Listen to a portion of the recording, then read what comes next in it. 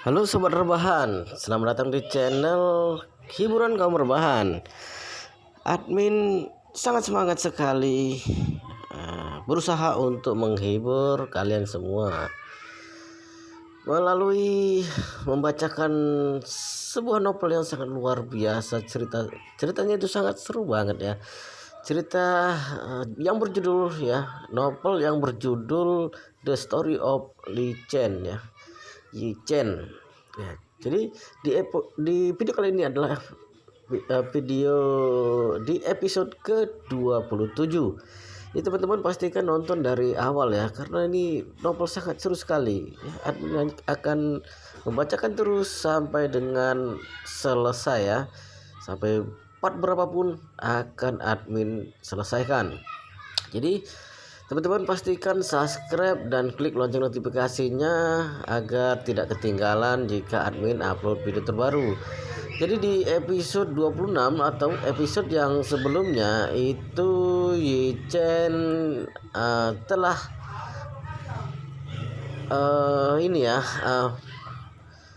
telah mendapatkan sebuah telepon dari teman kuliahnya dulu, yaitu Daokun ya. Namanya itu Daokun. Daokun ini baru saja sembuh dari sakit ya, karena sakitnya itu dihajar, dipukuli ya, pukuli hingga kakinya terluka parah ya, sampai patah sebelah kanan.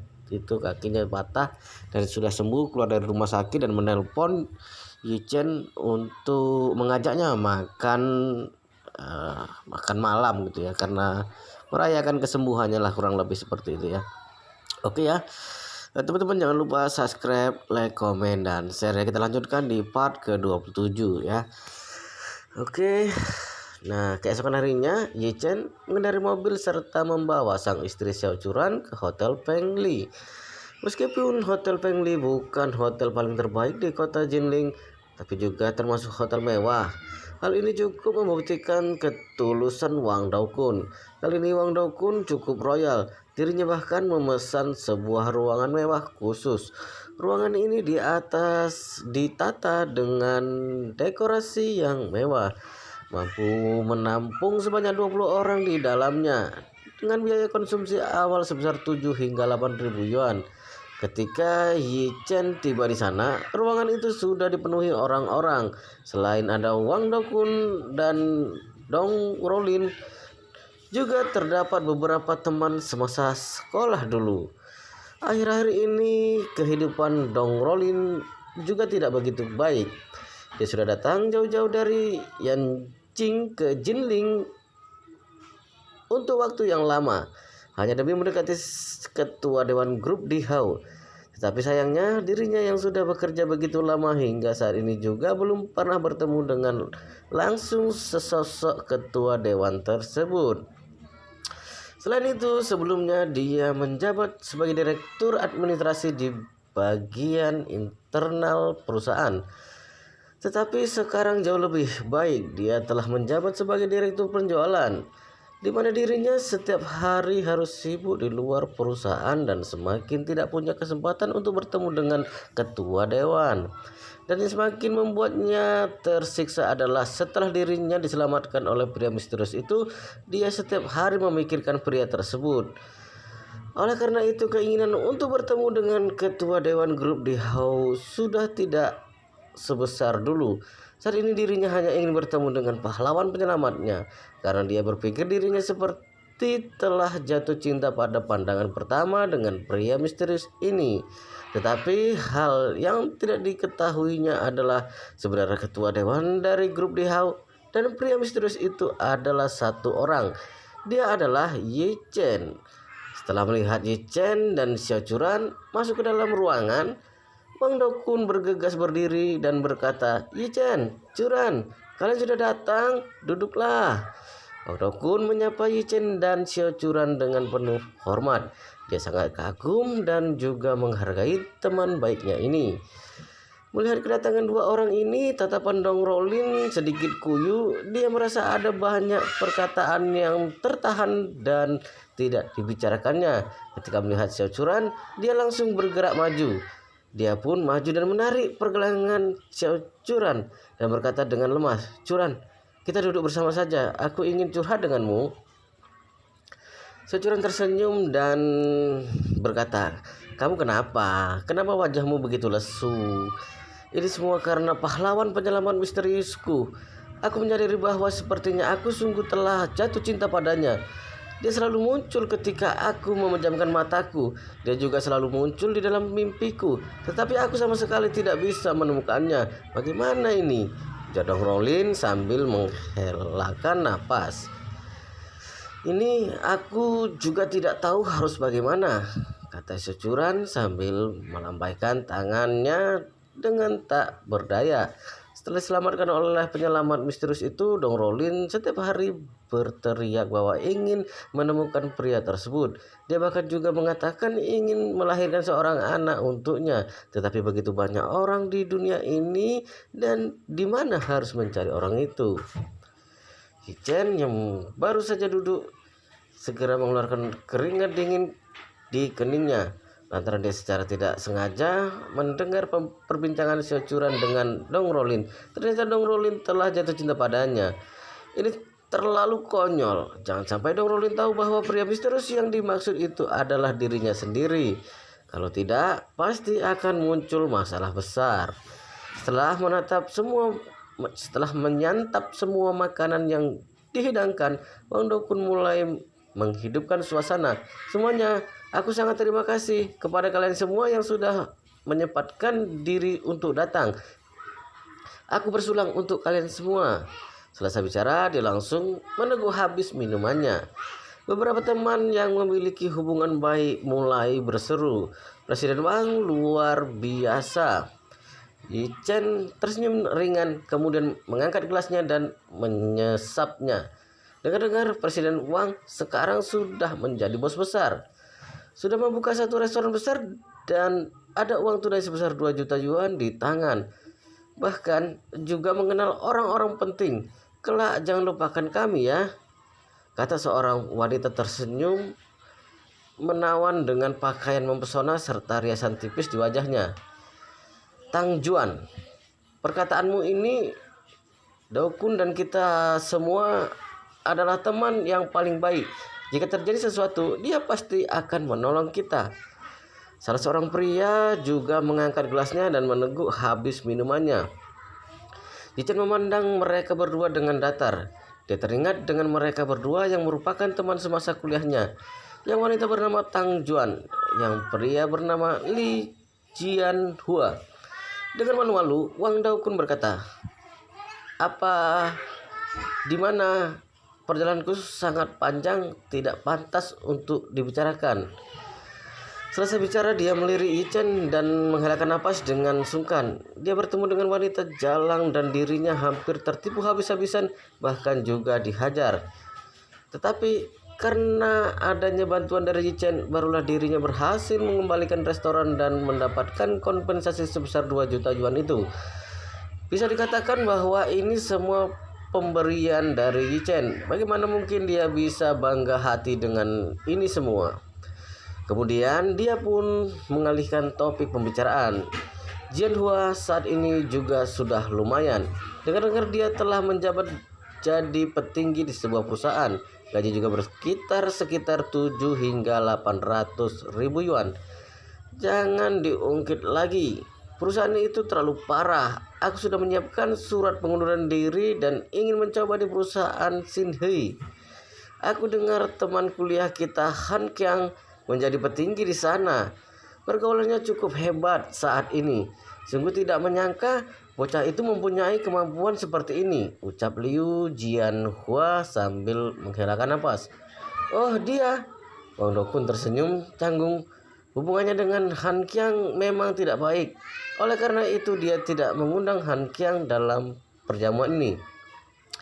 Tetapi hubungan Liu Jianhua dengan Han Qiang cukup dekat.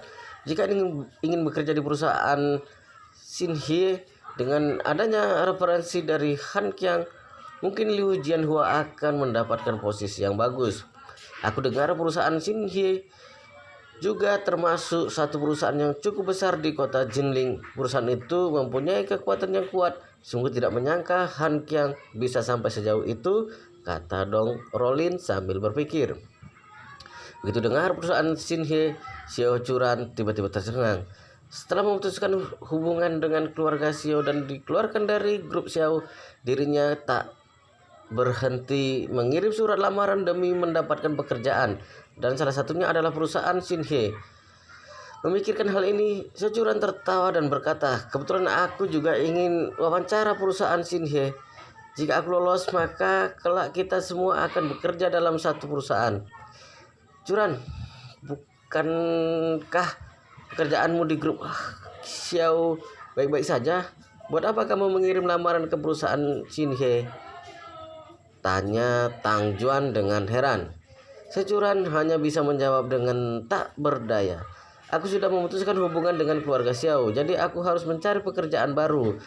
Kalau tidak, aku tidak akan bisa menghidupi keluarga. Mendengar perkataan ini, Tang Juan pun melirik Ye Chen dengan penuh penghinaan. Ye Chen, coba kamu lihat betapa menderitanya Curan. Kamu sebagai seorang pria seharusnya jangan membiarkan wanitamu berada di titik ini. Kamu sungguh tak berguna. Hubungan antara Ye Chen dan Liu Jianhua tidak begitu baik.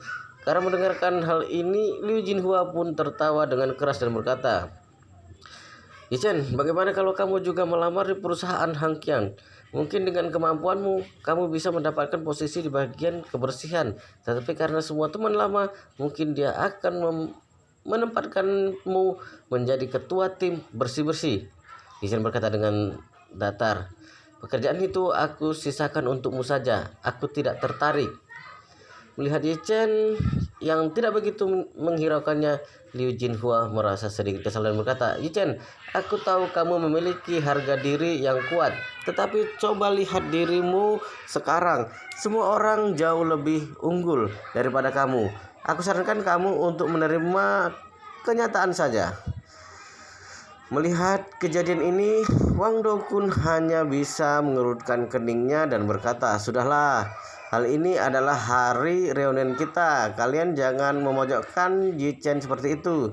Setelah itu, dengan nada meminta maaf, Wang Dongkun berkata kepada Ye Chen, Ye Chen, tolong jangan simpan dalam hati ya. Tang Juan dan Liu Jianhua ini memang ceplas-ceplos.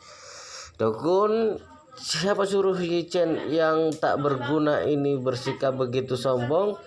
Sudah tidak mempunyai kemampuan, tapi masih berlagak hebat, ujar Tang Juan dengan sinis. Liu Jinhua pun tidak ingin ketinggalan. Dia juga ikut menambahkan sepatah kata, benar-benar manusia tak berguna.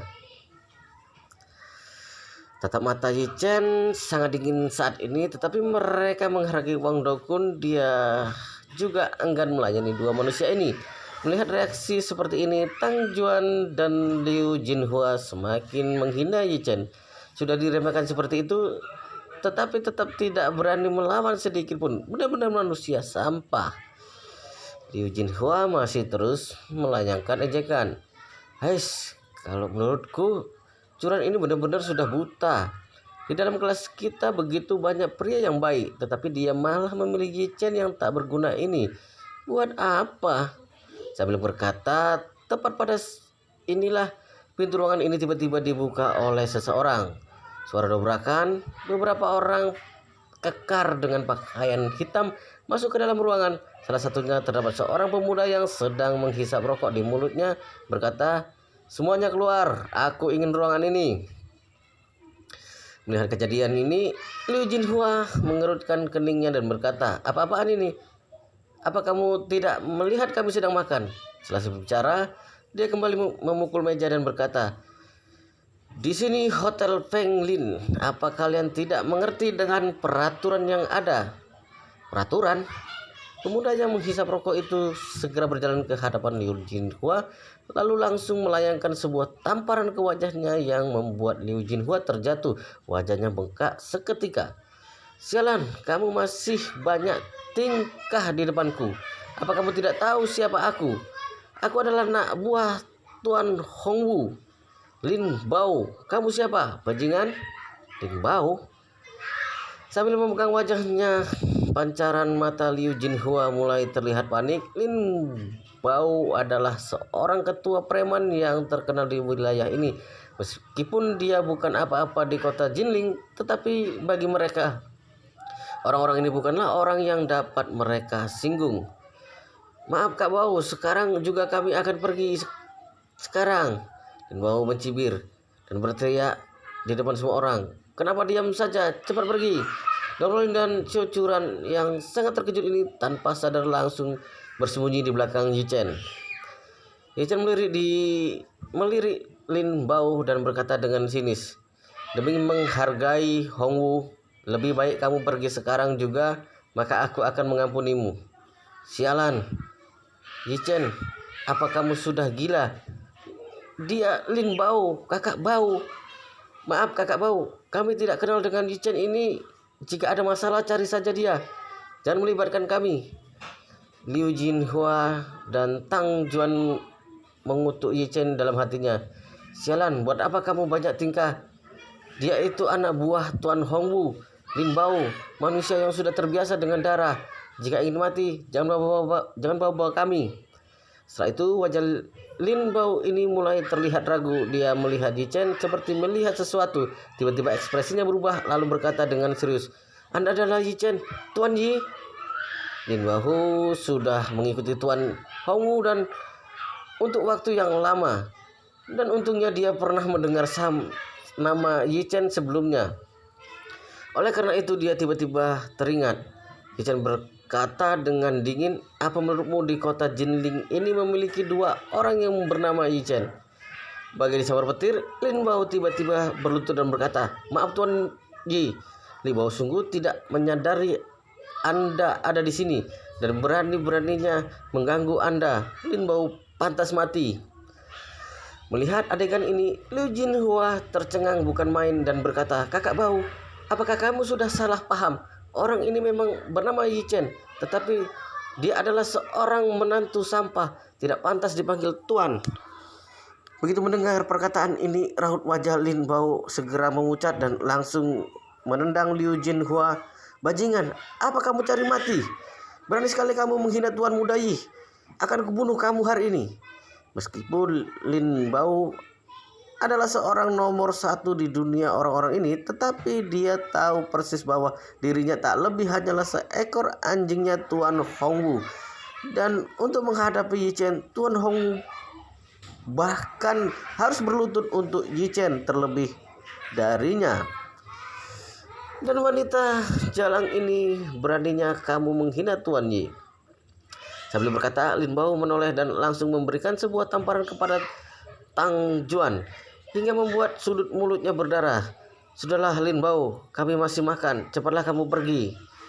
Yi Chen enggan berurusan dengan Lin Bao, dia langsung melambaikan tangan dan memintanya pergi. Lin Bao mengangguk dan membungkukkan badannya. Tenang saja Tuan Yi, sekarang juga aku pergi sekarang juga. Selesai bicara, Lin Bao seperti seekor anjing yang bergegas keluar dari ruangan tersebut. Di dalam ruangan, Liu Jinhua dan Tang Juan sudah sangat mengenaskan. Sedangkan Yi Chen yang sudah dihina oleh mereka berdua kini dipanggil sebagai Tuan Muda Yi oleh Lin Bao. Apa yang sebenarnya sudah terjadi? Pasti ada kesalahpahaman. Yi Chen hanyalah sampah.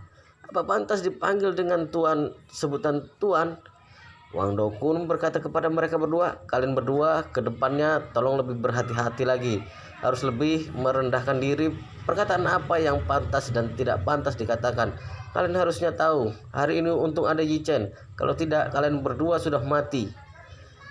Setelah dipukul oleh Lin Bao, Liu Jinhua dan Tang Juan kini sama sekali tidak berani berbicara.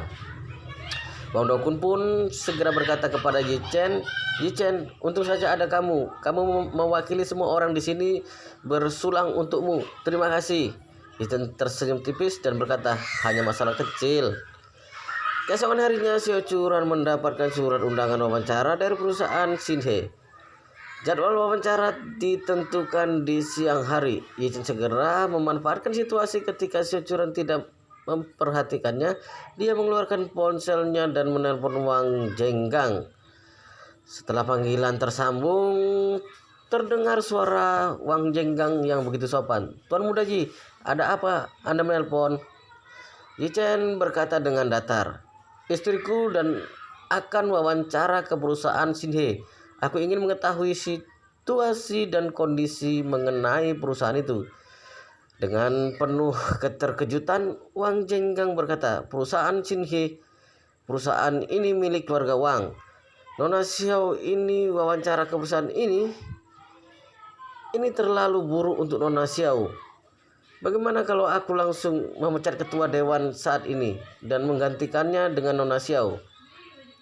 Yi tergun, dan ternyata perusahaan Xinhe ini milik keluarga Wang.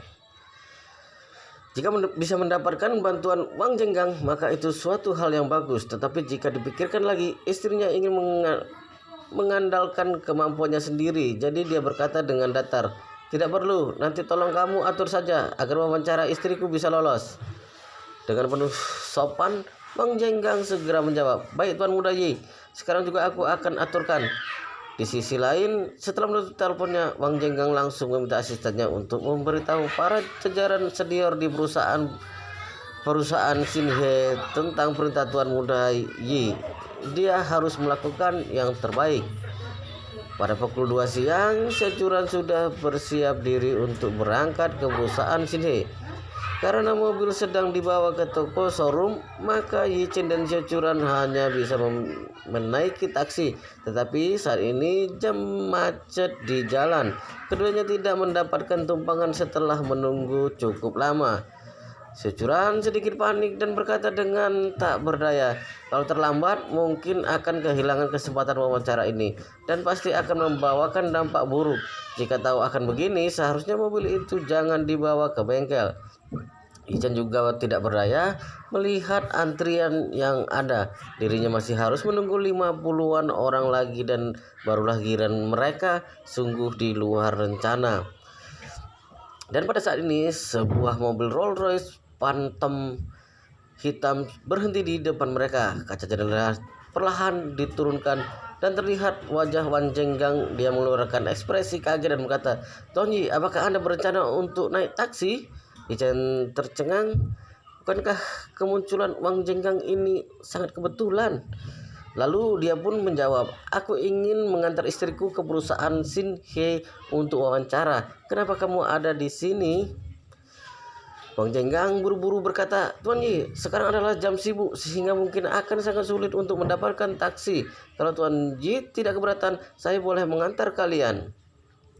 Walaupun Securan merasa kedatangan Wang Jenggang agak aneh, namun ketika dia mendengar perkataannya, dia berkata dengan segan, "Itu akan sangat merepotkan Presiden Wang." "Tidak, sama sekali tidak merepotkan." Wang Jenggang bergegas turun dari mobil, membuka pintu untuk mereka berdua. Dia merasa sangat senang. Melihat ini, Yi Chen menggosok-gosok hidung, tidak berbicara. Dia tahu bahwa Wang Jenggang tidak akan melewatkan kesempatan yang bagus ini untuk menjilatnya. Kebetulan dirinya memang sedang membutuhkan Wang Jenggang. Dia tidak punya alasan untuk menolaknya. Supir menyetir di depan, sementara Wang Jenggang duduk di sebelah supir sambil berbincang santai dengan Yi Chen. Begitu naik mobil dan mendengarkan percakapan mereka berdua, Securan semakin heran. Wang Jenggang merupakan orang sukses di Jinling dalam lingkungan bisnis. Kedudukannya bahkan lebih tinggi dari Nyonya Besar Xiao. Biasanya dia bersikap sangat tegas. Namun, Securan dapat merasakan bahwa Wang Jenggang sedang menyanjung Yi Chen dan sanjungannya terdengar sangat menjijikkan. Dia diam-diam melirik Yi Chen. Terlihat ekspresinya datar. Tidak rendah diri maupun menyombongkan diri. Hal ini membuatnya merasa semakin aneh. Umumnya orang-orang biasa akan bersikap hormat dan berusaha menyenangkan orang-orang setingkat Wang Jenggang. Namun Yi Chen terlihat acuh tak acuh dan bahkan enggan meladeni Wang Jenggang. Hal yang paling menakjubkan adalah Wang Jenggang memberikan villa seharga 100 jutaan yuan kepada Yi Chen. Ini sungguh aneh. Namun Xiao Churan pernah mendengar bahwa Wang Jinggang sangat percaya pada takhayul. Setiap tanggal 5 dan 15 pada kalender lunar, dia akan membakar dupa dan menyembah dewa kekayaan di rumah. Kebetulan Yi Chen juga mendalami hal-hal takhayul seperti itu. Tampaknya ini merupakan salah satu alasan mengapa Wang Jinggang bersikap sedemikian sopan pada Yi Chen. Namun dia sama sekali tidak percaya pada semua hal takhayul. 10 menit kemudian, mobil berhenti di depan perusahaan konstruksi He. Begitu mobil diparkir, Wang Jinggang langsung turun dari mobil membuka pintu untuk keduanya. Xiao Churan langsung berkata, "Terima kasih Presiden Wang." Kemudian dia mengikuti Yi Chen berjalan masuk ke perusahaan konstruksi Xinhe. "Master Yi, aku tunggu kalian keluar," kata Wang Jinggang. Yi Chen menganggukkan kepala berkata, "Terima kasih sudah mengantar kami, tapi kamu tidak perlu tunggu di sini. Aku juga tidak tahu kapan aku akan keluar. Kamu pulang saja dulu." "Tidak apa-apa, saya juga tidak punya pekerjaan hari ini." Wang Jinggang mengangguk sambil tersenyum. "Akhir-akhir ini bisnis keluarga Wang tidak begitu lancar. Saya sangat khawatir. Saya harus meluangkan waktu untuk menanyakan beberapa hal pada Anda." Yi Chen tersenyum berkata, "Xiaomu adalah ayam, benar? Tahun ini adalah tahun yang buruk bagi Xiao ayam. Anjing dan ayam saling bertentangan. Kalau berdua belah pihak bertarung, maka pasti akan ada satu pihak yang terluka. Kamu boleh beli sedikit obat-obatan seperti Ambrosia artemisifolia, Tribulus terrestris, Atractylodes poria, mandi beberapa kali untuk menghilangkan eksim. Dengan demikian, nasibmu seharusnya tidak akan begitu buruk lagi." Eksim yang muncul dari dalam diri tidak hanya berpengaruh pada tubuh, tapi juga berpengaruh pada keberuntungan diri. Kata-kata itu membuat Wang Jinggang terbengong, matanya membelalak. Usai berbicara, Yi Chen membalikkan badan dan pergi. Wang Jinggang masih tertegun. Beberapa detik kemudian barulah dia bergumam, "Ya Tuhan, Master Yi benar-benar orang pintar. Bisa-bisanya dia tahu ada eksim di pahaku. Bahkan istriku sendiri pun tidak mengetahuinya."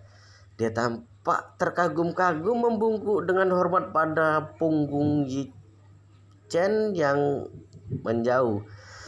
Tampaknya memilih untuk menjilat pantat Yi Chen adalah keputusan yang tepat. Wang Jinggang tampak bangga mendengus dingin. "Qin Kang, jangan kira kamu cukup beruntung karena bisa mendekati Tuan Yi. Aku akan berusaha keras untuk mendekati orang pintar ini. Aku yakin kemampuanku tidak akan lebih buruk darimu." Yi Chen berjalan masuk ke lobi mengantar Xiao Churan masuk ke ruangan wawancara.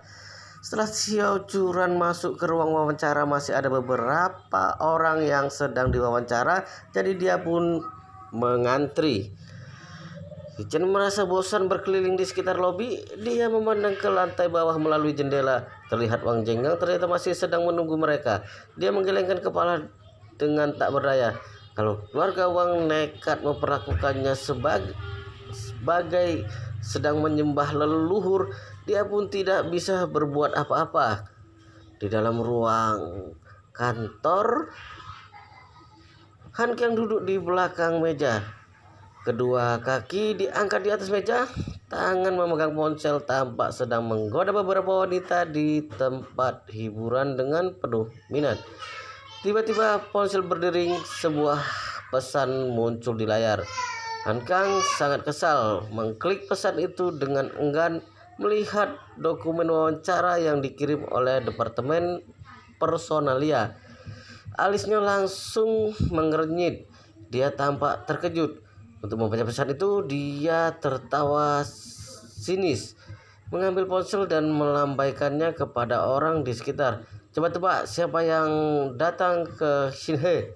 Seorang pria dan wanita duduk di sofa hadapan Han Qiang, yaitu Tang Juan dan Liu Jinhua yang datang untuk menjilat Han Qiang.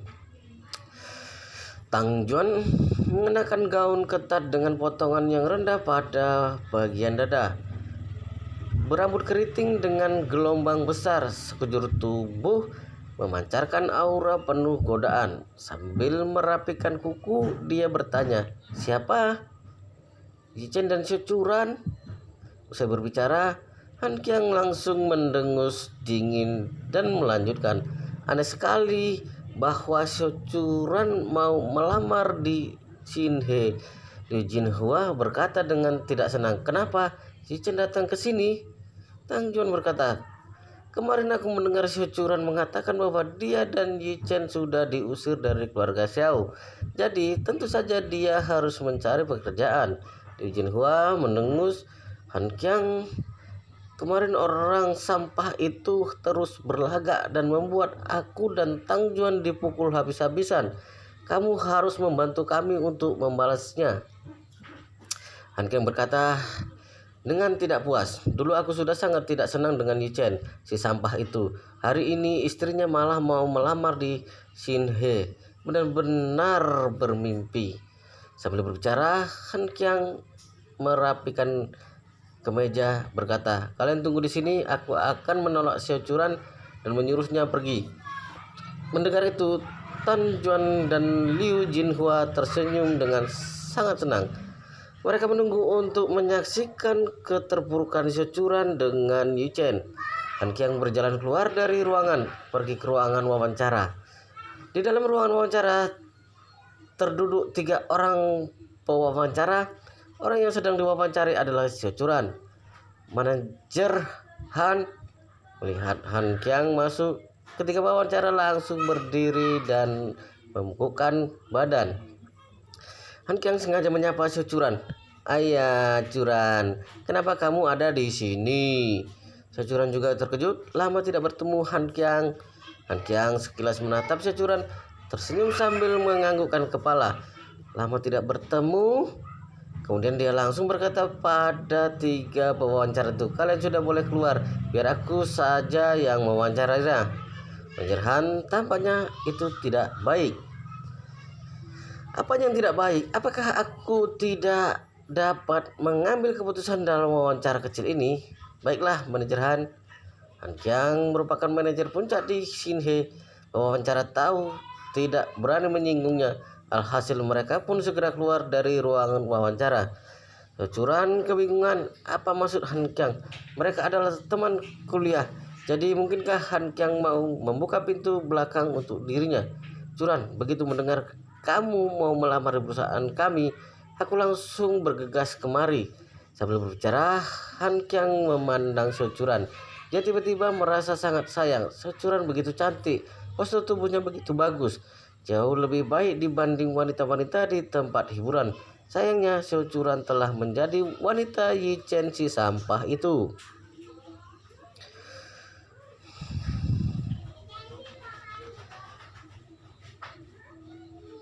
Oke, di episode 27 ini sampai di sini dulu ya teman-teman kaum rebahan ya.